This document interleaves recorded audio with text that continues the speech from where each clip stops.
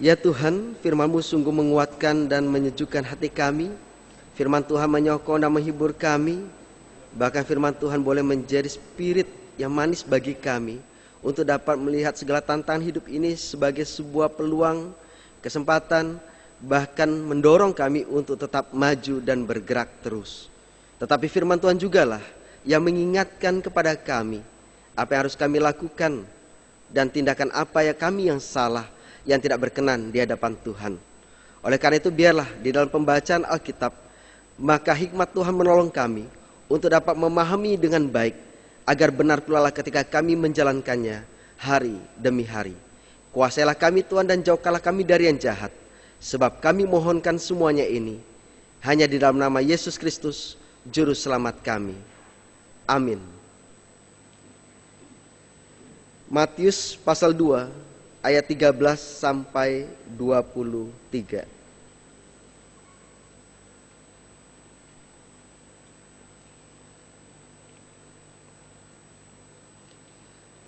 Setelah orang-orang Majus itu berangkat, nampaklah malaikat Tuhan kepada Yusuf dalam mimpi dan berkata, "Bangunlah, ambillah anak itu serta ibunya, larilah ke Mesir dan tinggallah di sana, sampai aku berfirman kepadamu.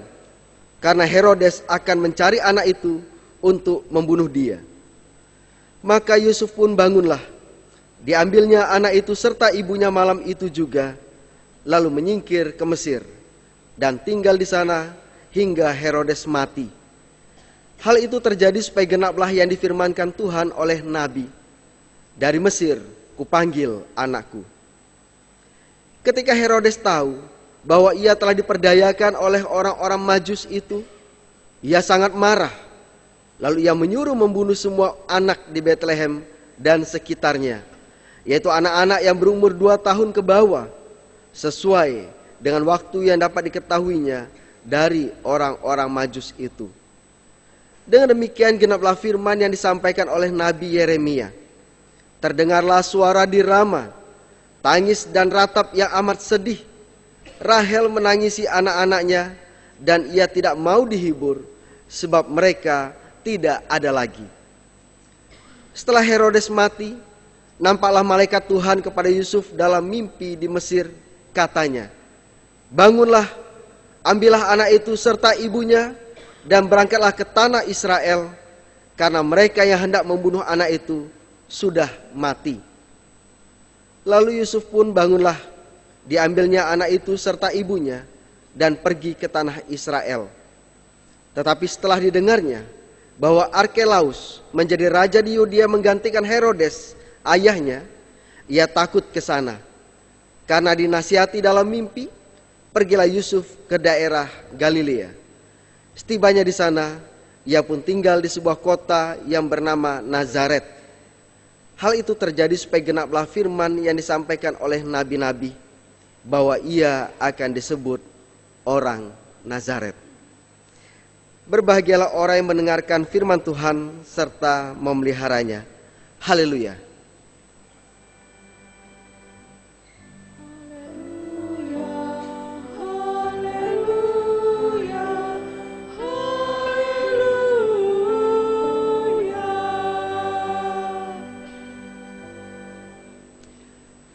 Saudara-saudara yang terkasih dalam Tuhan Yesus Kristus, pada minggu ini merupakan minggu pertama sesudah Natal. Dan biasanya di dalam sisa waktu yang sudah kita lewati di dalam perayaan Natal, meskipun kita juga nanti akan merayakan memasuki tahun yang baru, tahun 2014, tentu saja kita sebut ada suasana yang romantik yang dapat kita rasakan dan juga dapat kita kenang. Karena biasanya Natal itu dikaitkan dengan sesuatu yang romantik. Berbeda dengan Paskah seringkali dikaitkan dengan sesuatu yang sifatnya tragedik. Kenapa? Karena di sana kita melihat bagaimana Tuhan sendiri disalibkan, menebus dosa manusia, meski 3 hari kemudian ia bangkit. Tetapi tragediknya justru dilihat bahwa disitulah kita diremukkan sebagai manusia yang lama memasuki manusia yang baru.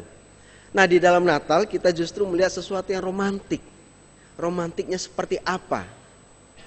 Salah satu contoh saja di sana sini dalam bacaan kita, mulai dari malam Natal sampai Natal, maka kisah-kisah keluarga lah, bahkan boleh dikatakan belum menjadi sebuah keluarga yang utuh karena mereka masih bertunangan, yaitu Yusuf dan Maria.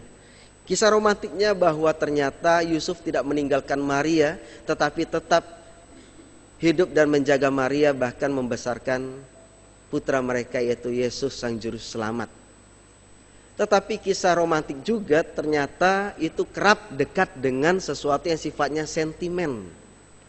Sentimen-sentimen politik, ekonomi, sosial ternyata sangat akrab dengan sesuatu yang sifatnya romantik.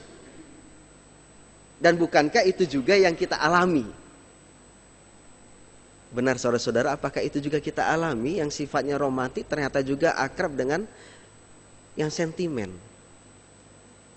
Biasanya di dalam kepanitiaan Natal itu sesuatu harus disiapkan lebih matang. Bahkan sangat matang, tidak boleh ada yang salah. Sehingga tidak heran yang mau kita bawa yang sifatnya romantik ini di sana sini ada sentimen-sentimen di sana. Salah sedikit tersinggung. Bahkan di dalam kehidupan keluarga juga harusnya malam Natal berdoa. Betul Bapak Ibu Saudara-saudara pada malam Natal berdoa di sini? Memanjatkan doa harapan? Atau hanya di akhir tahun? Umumnya kalau secara tradisi ada beberapa keluarga yang memanjatkan doa pada saat Natal atau pada waktu sebelumnya, yaitu malam Natal. Harapan apa yang mau disampaikan kepada Tuhan agar itu dapat dijalankan sebagai orang-orang yang mengalami Natal di dalam dirinya. Jadi bukan sekedar tinggal perayaan Natal di gereja ataupun di wilayah-wilayah. Tentu tidak. Tetapi apa dikata ternyata ada sentimen juga ketika kita begitu sibuk dan repot dalam perayaan Natal. Sehingga kita lupa, iya saya masih punya keluarga. Kok saya disibukkan terus saja di gereja seperti burung gereja. Mulai dari siang, ketemu malam, ketemu pagi lagi, saya tinggalkan rumah tangga saya. Kelihatannya baik sih, bagus. Siapa yang tidak ingin? Pendetanya pasti senang bahwa begitu banyak yang terlibat di dalam sebuah perayaan ataupun kegiatan di gereja. Tetapi juga gereja tidak ingin bahwa meninggalkan keluarga menjadi sesuatu hal yang menjadi suatu kewajaran. Nah, sentimen ini muncul. Bahkan lebih senang memuaskan atau berhasrat menghabiskan malam Natal di tempat-tempat bersama dengan teman-teman. Masalah istri atau suami, anak itu nomor 2 deh. Masih banyak hari bersama dengan mereka. Tetapi namanya malam Natal, ini saya dengan teman saya. Wah. Sentimen pada akhirnya muncul dan akhirnya juga kita bawa itu sebagai suatu bekas yang tidak dapat hilang dan terus berkelanjutan setiap yang namanya suatu perayaan, bahkan perayaan gerejawi. Saudara-saudara, bacaan ini ternyata tidak jauh berbeda dengan apa yang kita alami pada masa kini. Tentu saja tidak dialami dalam kehidupan rumah tangga Yusuf dan Maria, tetapi mereka justru menjadi korban sentimen. Yang mendatangkan sentimen mana? Di dalam bacaan kita saudara-saudara, justru itu datang dari seorang raja yang boleh dikatakan kuasanya tidak dapat diragukan lagi. Dia bukan asli orang Israel. Dia bukan asli orang yang memang mendapat janji berkat Tuhan untuk menjadi seorang raja bagi Israel. Harusnya keturunan Daud. Tetapi dia dapat menjadi seorang raja bagi Israel karena dia juga adalah seorang ante atau orang yang dapat mengambil hati sang kaisar Romawi. Sehingga jabatan itu didapat juga bukan sesuatu yang benar. Kerja kerasnya karena dia dapat bermulut manis atau mengambil hati seorang pemimpin pada masa itu. Nah, jadilah seorang raja yang penuh dengan sentimen. Dimulai dengan sentimen, diakhiri juga dengan sentimen, dan akhirnya dia sendiri itu sengsara dengan sentimen dianya sendiri, yaitu sentimen politik ataupun sosial, termasuk juga agamawi. Hal yang pertama kita lihat adalah sebagaimana dicatat di dalam Injil menurut Matius ini, yaitu dikatakannya pada ayatnya yang ke-16 saja. Ketika Herodes tahu bahwa ia telah diperdayai oleh orang-orang Majus itu, ia sangat marah. Saudara, kalau kita baca ini terus berkali-kali, mengapa dia harus marah ya? Diperdayai oleh orang Majus. Apa kewajiban orang Majus untuk dia? Wong dia bukan rajanya orang Majus. Orang Majus adalah, dikatakan beberapa penafsir Alkitab maupun arkeolog, dia adalah orang-orang Persia. Mereka juga memiliki jabatan tinggi, meskipun mereka dianggap bukan sebagai raja yang memiliki rakyat, tetapi dia sebanding dengan raja karena jabatannya, pekerjaannya. Karena seorang Majusi adalah orang yang terhormat di kalangan orang Persia, bahkan dari bangsa Semitik. Nah, dengan jabatan yang termasuk tinggi ini, apa kewajiban mereka terhadap Herodes? Siapa Herodes? Wong dia sendiri adalah raja boneka dari kekaisaran Romawi. Persoalannya saudara-saudara, ternyata memang Majus datang kepada seorang raja sebelum dia sampai ke Bethlehem. Wajar, sebagai orang yang memiliki juga jabatan, pengaruh, dia datang atau bertanya kepada seorang raja juga. Dan umum seperti itu. Persoalannya adalah bukan hanya terletak di sana. Persoalannya adalah dia dipersilahkan masuk di wilayahnya Herodes. Itu tentu tidak mudah bagi seorang pimpinan masuk ke wilayah pimpinan orang lain.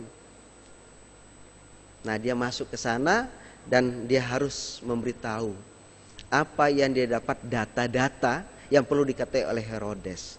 Itulah yang bagi Herodes memperdayai dirinya. Ketika Majus mengambil jalan lain, tidak melapor kembali kepada Herodes seperti mereka melapor untuk masuk ke tanahnya kuasa Herodes. Herodes sangat marah. Kemarahannya ini akhirnya membabi buta, yang pada akhirnya kekuasaan yang seharusnya ditunjukkan dengan keadilan, sebagai seorang raja yang mengayomi masyarakat, sebagai seorang raja yang harusnya mensejahterakan masyarakat rakyatnya, tetapi justru membunuh bahkan yang sangat lemah di dalam masyarakat. Itu anak-anak dalam usia 2 tahun ke bawah. Dan itu banyak. Dan ternyata itu sudah dinyatakan oleh Nabi. Luar biasa kekejaman ini, saudara-saudara. Ada banyak kekejaman yang kita lihat atau kita dengar atau kita baca dalam surat kabar atau media. Tetapi kekejaman yang seperti Herodes ini tampaknya kekejaman yang sangat-sangat luar biasa, yang sulit untuk dihilangkan dari memori manusia sekalipun. Mengapa?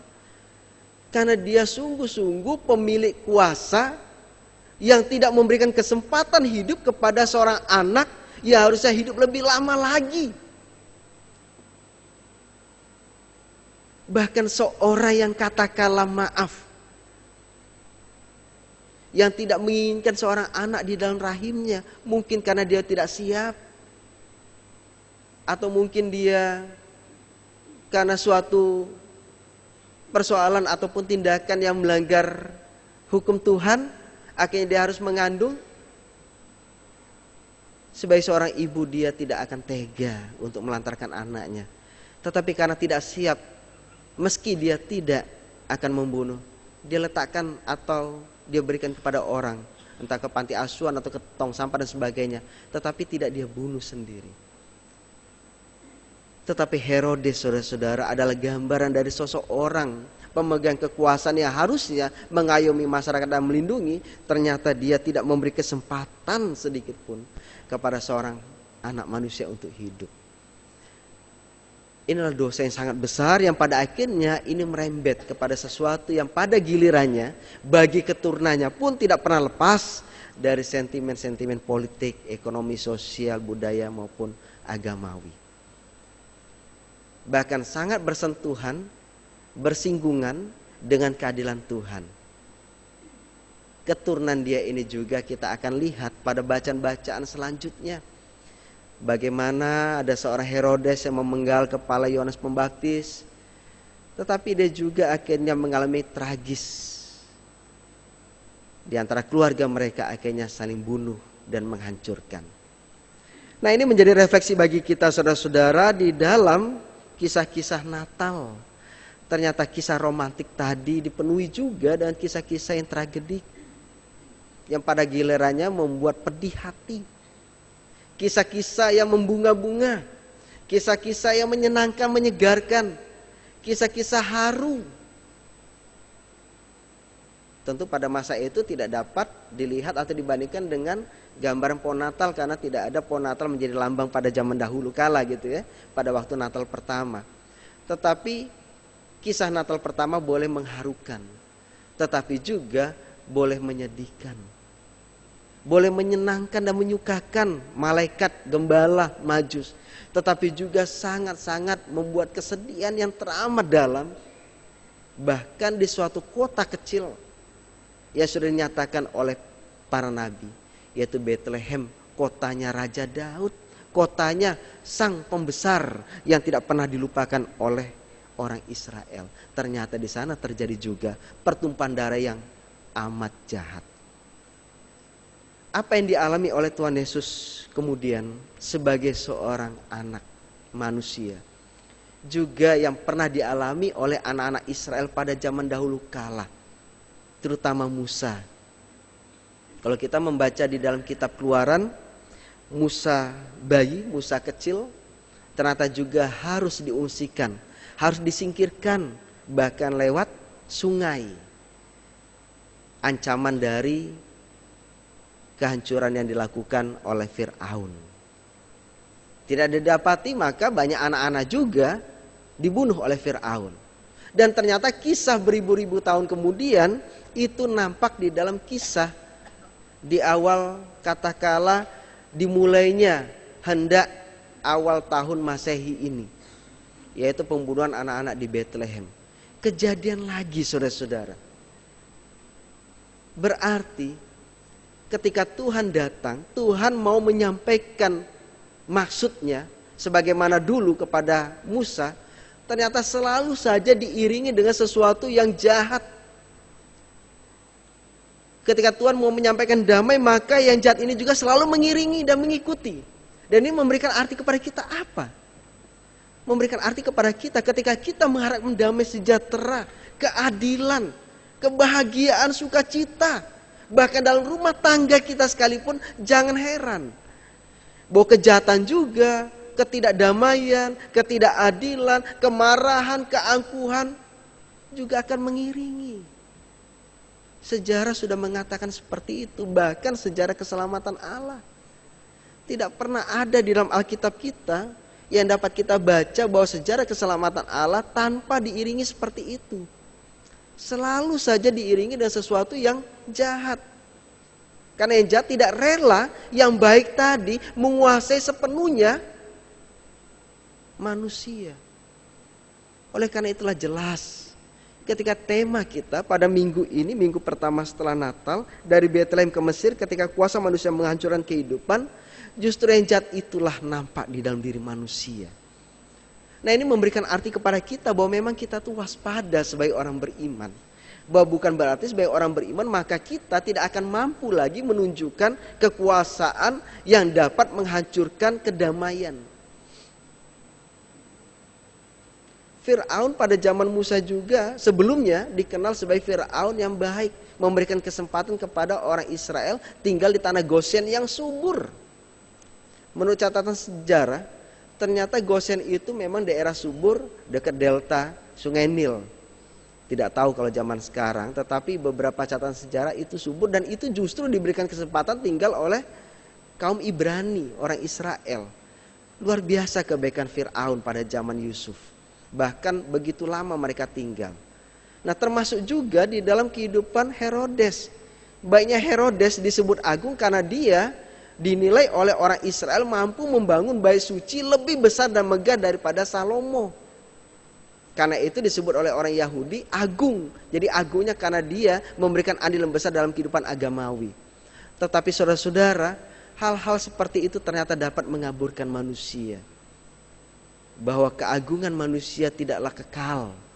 Keagungan manusia tidaklah bersifat tetap. Hanya sementara, bahkan bisa semu. Dan kenyataan Orang-orang seperti inilah yang menghancurkan.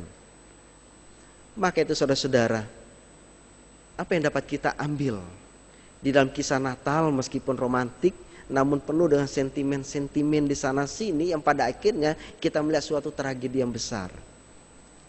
Yang dapat kita ambil adalah kembalilah pada Natal itu sendiri. Natal bicara soal keluarga. Natal bicara soal perubahan. Natal bicara soal kuasa kedamaian yang hendak Tuhan nyatakan di dalam kehidupan kita di dunia ini. Kalau kita memang begitu ingkar pada keluarga kita, kembalilah pada keluarga. Karena kisah Natal dimulai dari keluarga, tidak pernah di luar keluarga. Maka kalau kita ingin menemukan damai, maka mulailah dari keluarga. Dari keluarga lah akan terpancar kepada banyak hal yang dapat kita lakukan, baik dalam pekerjaan kita, gereja, maupun di tengah masyarakat. Natal juga adalah perubahan. Karena dalam kisah Natal yang pertama, di dalam bacaan kita ini, di mana Tuhan tidak merubah hati manusia. Dimulai dari orang yang sangat sederhana, yaitu Yusuf. Menurut tataran agama Yahudi, Yusuf bisa saja melepaskan Maria, supaya Maria tidak menjadi cemar atau dihukum menurut adat istiadat agama Yahudi.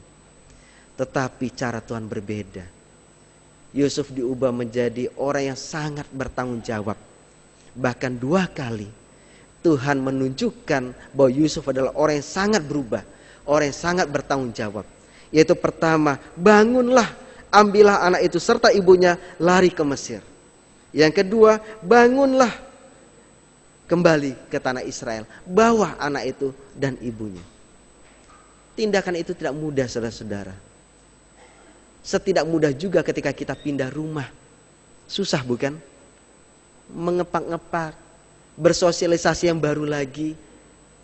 Seperti itulah Yusuf. Sesuatu yang tidak mudah tetap dia harus jalankan. Nah, ini memberikan arti juga kepada kita bahwa Natal adalah perubahan. Bahwa kerepotan kita, bahkan kegalauan, mungkin juga kita sampai marah, maka hadapilah itu. Kalau kita menjadi repot dan kita menjadi lelah karena sebuah perayaan Natal sekalipun, bahkan pekerjaan yang sifatnya itu pelayanan, maka terimalah itu dengan sukacita. Syukur saya bisa repot. Karena justru saya repot, Tuhan tahu ini kesempatan yang Dia berikan kepada saya untuk mau ikut ambil dalam kerepotan Allah. Apa itu? Yaitu untuk mengubah manusia. Karena memang manusia sangat repot untuk diubah. Maka Tuhan memakai kita untuk juga membawa tanggung jawab yang kita bilang repot tadi menjadi suatu tanggung jawab yang penuh sukacita. Dan yang ketiga, saudara-saudara, bahwa Natal itu membawa kedamaian. Itu jelas. Dari sejak kita sebelum Natal, setelah Natal, kita masih terima SMS. Kasih dan damainya biarlah terus tinggal di dalam kita. Nah, apakah SMS itu hanya sekedar kata, ucapan slogan Natal? Tentu tidak, bukan. Harusnya masuk di dalam hati dan pikiran kita. Maka kalau Natal memang sungguh adalah damai, sungguhkah kita sudah damai? Bahkan ketika kita diundang oleh Tuhan di dalam perjamuan kudus akhir tahun, sungguhkah kita sudah damai dengan sesama kita, dengan anggota keluarga kita, dengan siapa saja, sehingga berkat Tuhan sungguh tidak terhalang bagi kita. Sehingga ketika kita makan dan minum di dalam perjamuan Tuhan, maka itu sungguh menguatkan dan memotivasi bagi kita untuk melakukan tanggung jawab yang sudah Tuhan percayakan kepada kita, seperti yang dilakukan oleh Yusuf dan Maria. Biarlah kasih Kristus senantiasa menguatkan kita, agar kalau ada kuasa manusia yang menghancurkan kehidupan, maka kita diberikan kuasa sebagai manusia untuk menghidupkan kehidupan itu sendiri, yaitu lewat damai sejahtera. Tuhan memberkati kita.